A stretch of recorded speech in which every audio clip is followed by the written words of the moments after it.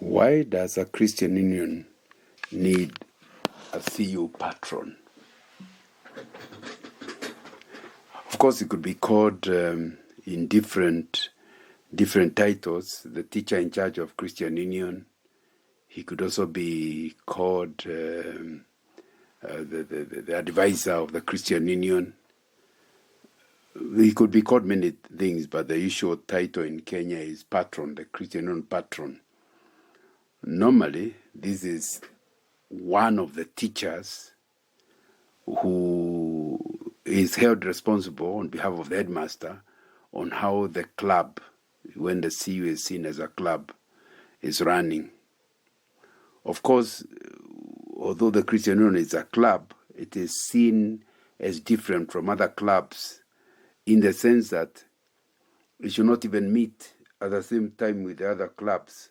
In the same, because Christians are expected to be having interests, but the CU is not an interest. CU is worship.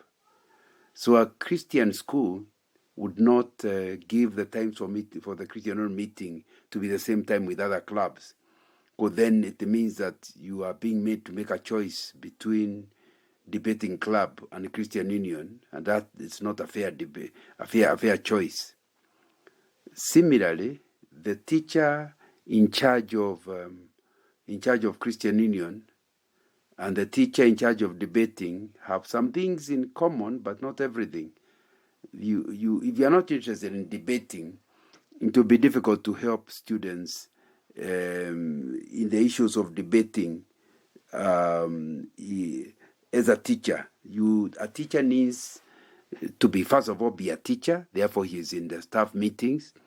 But the patron needs to be able to represent the club in the staff meetings. But beyond that, he needs to help the students. Students are in a club that they know little about. I remember being at Alliance, beginning a journalism club that did not exist before.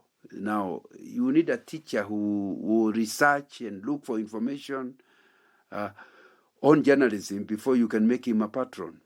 So similarly, both the Christian Union teacher and the debating club teacher will both need to be having some level of competence in the way and the things that are required in making the students achieve the purpose for why the club exists. But the Christian Union goes beyond that, because since it is it's a spiritual issue, you should not ask a teacher to become in charge of the Christian Union if he himself is not spiritually mature. Remember, the purpose of the Christian Union is to assist students to be spiritually mature, to be like the patron. So if the patron is a good, competent person in terms of the way the club should run, but he himself is not a good example of how a mature Christian looks like, it will be difficult for him to actually fulfill that purpose. So beyond competence in how to run a club, he needs to be the example of who a mature Christian is. He therefore needs to be somebody who himself is sold out to Jesus, fully given to Jesus, and willing to pay the price of trusting in Jesus, the cost of trusting in Jesus. And I think that will be something that one needs to have at the back of their mind, because the moment you become a Christian, there will be challenges. There are things others like to do you cannot do, and they will then start thinking you are not a team player. There will be challenges. And those things, the students are also going through similar challenges in being Christians among their fellow students.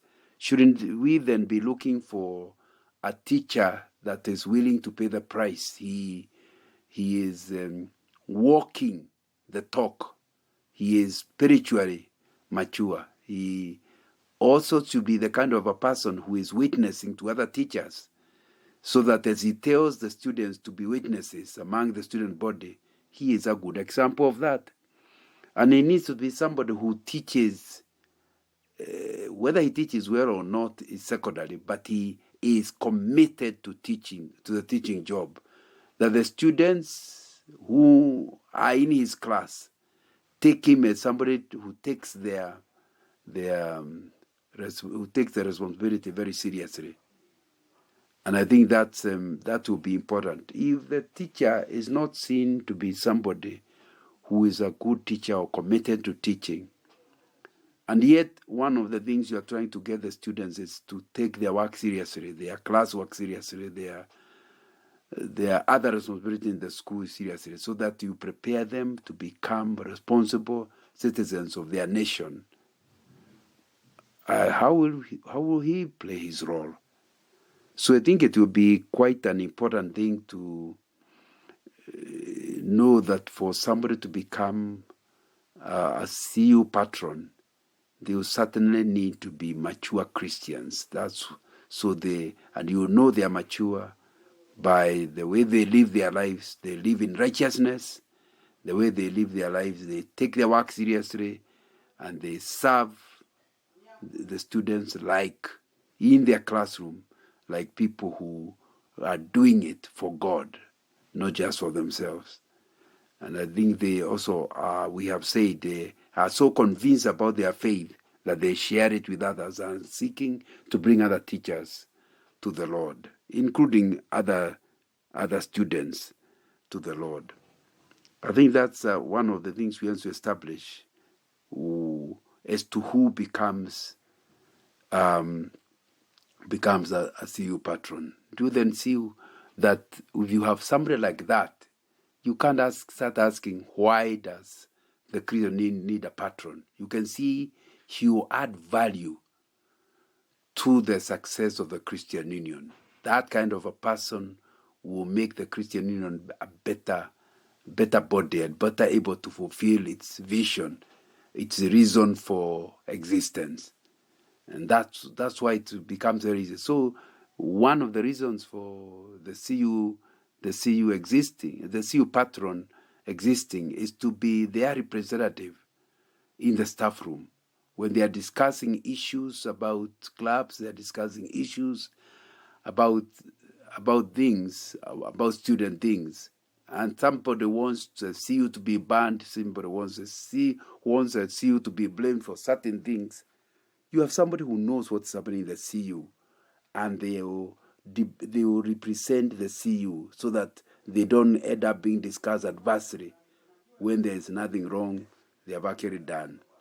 But of course, similarly, the CU patron is a representative of the staff meeting and the principal of the school to the students. He's the one who shares with them what the school wants and how best the CU can run such that it doesn't contravene the desires of the principal and of the school. So you can see you need the person. If you're only a group of students, there's no teacher who plays in a role. Basically, somebody could misunderstand what you are doing and go and make it much more difficult for you in the staff room, and the decisions that are being made will be decisions that are not going to help you. Number 2 role is that he is actually the trainer. The patron is the trainer of the committee. He is, in other words, he doesn't run this Christian Union. He doesn't do any visible thing. People can't see him making decisions. The committee is fully in charge. But behind the committee is an advisor who tells the secretary how to write minutes, who is training the chairman how to lead meetings, who is training the committee how to run, who is giving guidance when they do wrong. That's why the CU patron must attend as many CU meetings as possible. When they do wrong, he doesn't embarrass the committee in the presence of others. He has private meetings with the committee where he's able to tell them, remember what happened in the last meeting. It is not good because of this and this reason. You can actually achieve what you wanted to achieve by doing this and this and this. So, although he's not visible in the CU meeting, in terms of he's not controlling, he's not ordering around, he is working from behind to improve the performance of the Christian Union and to do things that are making the CU better and better.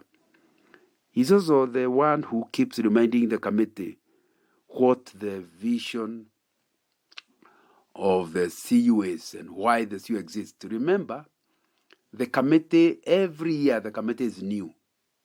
There are some who may progress from one year to the other year, but we have new people. You need a sense of continuity. And the patron is that sense of continuity because he was in the committee in the previous year, he's the committee in the new year. He knows what they were planning. He knows what they wanted to achieve. And even if they didn't achieve it during their time, he is able or she is able to help them, the new committee, to actually achieve it. So the patron is a continuity facilitator. And I think that will be important. So remember, the patron has the overall vision of why the CU exists, and therefore will help each committee to play its role in a continuous improvement trajectory that helps the CU to be better year in, year out on a continuous basis. And that you need a patron for that accurate continuity. But of course, he is also kind of a standard control. He is the one who knows who and seeks to approve the visitors that are being invited. He's not the one who makes decisions on who is invited, but they normally will check with him or her. And it's because he is older, he's likely to know somebody who is very keen to come to speak in the school and is chaotic. And because he also attends meetings, he's likely to, if somebody comes and is talking, he's likely to read between the lines and tell this kind of a person is not teaching the scripture. That's why we say that the CU patron needs to be somebody mature. So it is one of the important roles of the patron to calibrate what the kind of teachings that are going on in the CU to be sure they are in line with the scriptures. And in that role, he accurately approves the program of the term and therefore ensures that the things being done, number one, are biblically right. Number two, they really will help the CU to realize its vision. And I think that will be very important. But a good patron is also the returning officer during elections. So he attends the annual general meeting, and although it's run by the Christian Union, and the Christian Union committee is the one reporting to the AGM how they run, they are the ones answering questions. The patron doesn't answer any question.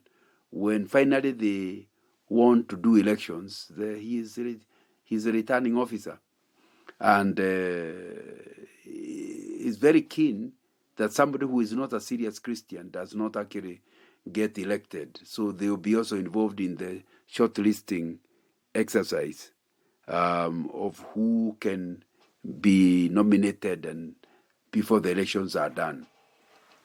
So you can see clearly, without the CU patron, there will be challenges that the CU will face when they try to operate. They might have to pick somebody from elsewhere, but how much better to use somebody who takes the CU as their vision, as their ministry. And I think that's important. One thing, though, we must note is that all Christian teachers in a school are patrons of the CU, in the sense that there is no Christian teacher who will not be doing something about improving the life of Christian students in the school. But there's one who is recognized by the headmaster, and is the one whom the other Christian teachers will back. Even in the staff room, they will back him, they will support him, so that they will be seen as a united front in the staff meeting.